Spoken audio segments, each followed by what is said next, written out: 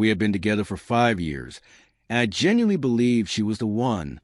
From the moment I met Emily, everything just clicked. Conversations flowed effortlessly. We laughed at the same stupid jokes and finished each other's thoughts like a pair of puzzle pieces that had finally found where they belonged. We talked about the future like it was already waiting for us, kids, a house, growing old side by side. I had been quietly saving for a ring for months, scraping together every spare dollar with such excitement I'd never felt before. I even reached out to a local news station that ran a weekly segment on love stories to help stage the proposal. They loved the idea. Together, we planned a surprise event at the very restaurant where Emily and I had our first date. The news crew coordinated with the owners to recreate that night perfectly. Same table, same lights, same music.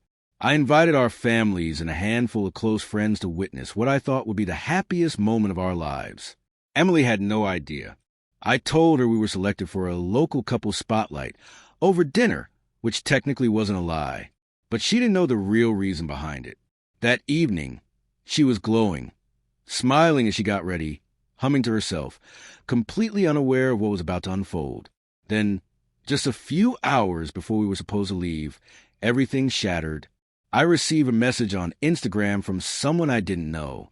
His name was Kyle. "Hey man, I don't know how to say this," it began, "but I think your girl is playing you. I didn't know she was taken until I saw her photos with you. She and I have been hooking up for the past few months. I'm sorry." At first, I thought it was some sick prank, a troll, or a jealous ex messing with me. But then I scrolled down and saw the attachments.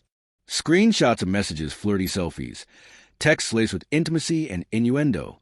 And then, God help me, a video of the two of them in bed together. I sat there staring at my phone like the air had been sucked out of the room. My heart pounded against my ribs, my hands trembled, and I couldn't breathe. I kept thinking, this can't be real. Not Emily. She told me she loved me every single day. We made plans. She kissed me like she meant it. But the truth stared back at me in brutal, unforgiving pixels. I didn't cancel the dinner. I didn't call the news station. I didn't even confront her. Instead, I decided to go through with the plan, but with one crucial twist. When we arrived at the restaurant, the cameras were already rolling.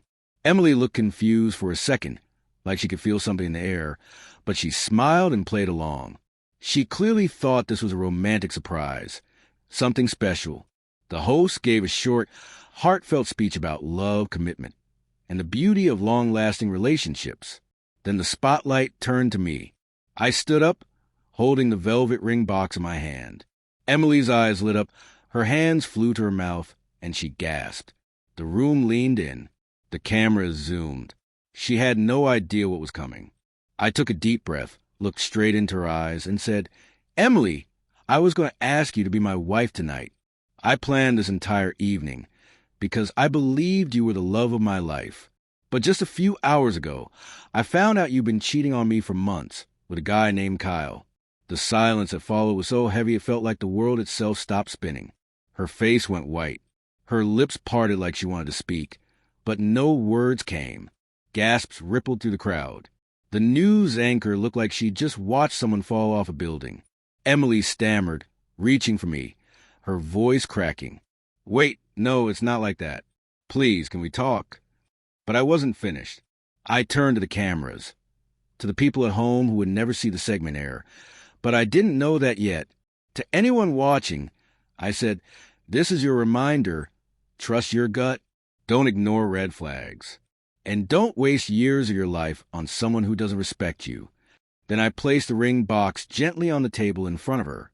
I turned around and walked out. My phone exploded after that. Messages, missed calls, social media went wild. The segment, of course, never made it to television.